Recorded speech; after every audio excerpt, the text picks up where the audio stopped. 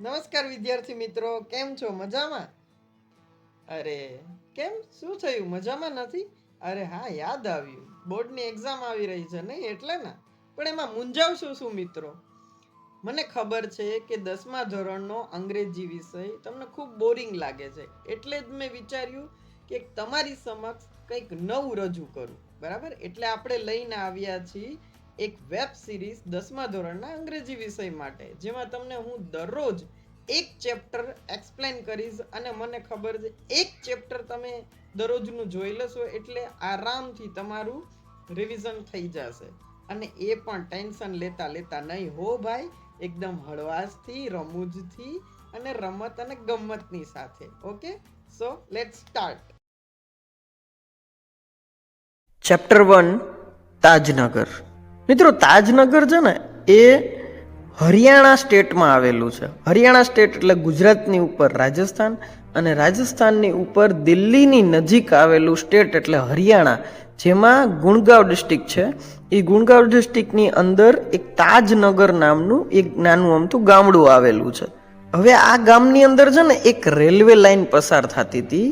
તો ગામના લોકોને થયું કે જો રેલવે લાઈન અમારા ગામની અંદરથી પસાર થાય છે તો અમારા ગામમાં એક રેલવે સ્ટેશન હોવું જોઈએ, જેનાથી આજુબાજુના ગામમાં જવા માટે, આજુબાજુના મોટા સિટીમાં જવા માટે અમને કોઈ પ્રોબ્લેમ ના થાય, એના માટેનો ઇસ્યુ હતો. અને ગામના લોકોએ એકઠા મળીને, ભેગા મળીને આ પ્રોબ્લેમ સોલ્વ કર્યો.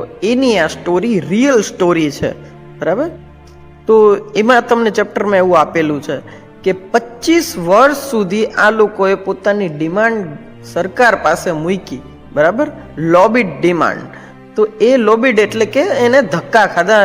એ સરકારી કચેરીઓની લોબીઓમાં આમથી આમ ધક્કા ખાધા પબ્લિકે. પણ 25 વર્ષ સુધી સરકાર તો કઈ જવાબ થોડો એમ દે. 25 વર્ષ સુધી કોઈ રેલવે એને જવાબ આપ્યો ને, એની ડિમાન્ડ પૂરી ના થઈ. અને એ લોકોએ જાતે જ બનાવવાનું નક્કી કર્યું કે અમે, તમે ના આપો તો કાંઈ નહીં રૂપિયા, અમે જાતે રેલવે સ્ટેશન અમારા ખર્ચેથી બનાવશું. એ લોકોએ ભેગા કર્યા રૂપિયા. એ લોકોએ સાથે મળીને 21 લાખ જેટલા રૂપિયા ભેગા કર્યા. એ સમયની વાત છે હો, ક્યારે 2010માં એ લોકોએ બનાવ્યું હતું ત્યારની વાત છે. એ લોકોએ ત્યાં એ સમયમાં 21 લાખ રૂપિયા ભેગો કર્યો ગામના લોકોએ મળીને. ત્યાં 3000 જેટલા ખેડૂત પરિવાર રહેતો હતો. બરાબર, કોઈ હાઈફાઈ, કોઈ બિઝનેસમેન, કોઈ મોટો વ્યક્તિ નહોતા રહેતા, નાના ઘરમાંથી આવતા ખેડૂતો રહેતા હતા. બરાબર, 3000 જેટલા. પણ એ લોકોની ફૂલ પ્રબળ ઈચ્છા હતી, બર્નિંગ ડિઝાયર હતું, બર્નિંગ ડિઝાયર કે અમારા ગામમાં રેલવે સ્ટેશન હોવું જોઈએ. ત્યાં આજુબાજુના ગામમાં હતું રેલવે સ્ટેશન, પણ એ પણ 6 કિલોમીટર દૂર હતું. એક હતું હાલીમંડી અને બીજું પાટલી નામનું ગામ હતું. ત્યાં 2 રેલવે સ્ટેશન હતા, પણ એ રેલવે સ્ટેશન પણ 6 કિમી દૂર હતા. પણ ગામ લોકોની એવી ડિઝાયર, એવી ઈચ્છા હતી કે અમારા ગામની અંદર રેલવે સ્ટેશન હોવું જોઈએ બસ. અને આ ઈચ્છાના કારણે એ લોકોએ પોતાની કેપેસિટી મુજબ 3000થી માંડીને 75000 સુધીનું એક વ્યક્તિએ દાન કર્યું અને કન્ટ્રીબ્યુશન ભેગું કર્યું 21 લાખ રૂપિયાનું. હવે એક ગામના સરપંચ જે છે ને, પૂર્વ સરપંચ, એ અહીંયા કંઈક કહે છે. શું કહે છે કે તેઓએ રૂપિયા ભેગા કર્યા, તેઓએ દાન કર્યું અને અમે 2008માં રેલવેનું કામ ચાલુ કર્યું. બરાબર, ગામના પૂર્વ સરપંચ છે રણજીત સાગર, નહીં હો ભાઈ, રણજીત સિંહ સરપંચ છે. ફોર્મર સરપંચ, ફોર્મર એટલે કે પૂર્વ, આપણે જેમ પેલા કીધું હતું એમ.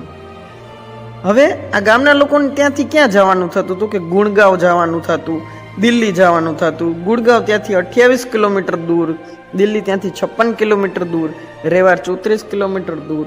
અને આ ગામમાં જનરલી લોકો કંઈ કામ માટે કે કોઈ ખરીદી કરવા માટે ત્યાંથી અપડાઉન કરતા.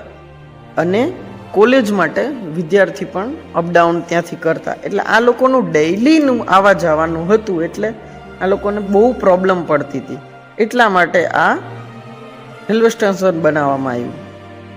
એ લોકોએ 1982માં ડિમાન્ડ રેઇઝ કરી હતી, પણ એનું કાંઈ રિઝલ્ટ મળ્યું નહીં, એ લોકોને ના પાડી દીધી રેલવેવાળાએ કે રેલવેવાળા પાસે કોઈ જાતનું કંઈ ફંડ નથી, પૈસા નથી. એટલે ગામના લોકોએ કીધું પૈસા ના હોય તો કાંઈ નહીં, અમે ભેગા કરી લેશું, અમે જાતે રૂપિયા ભેગા કરીને અમે રેલવે સ્ટેશન બનાવડાવશું.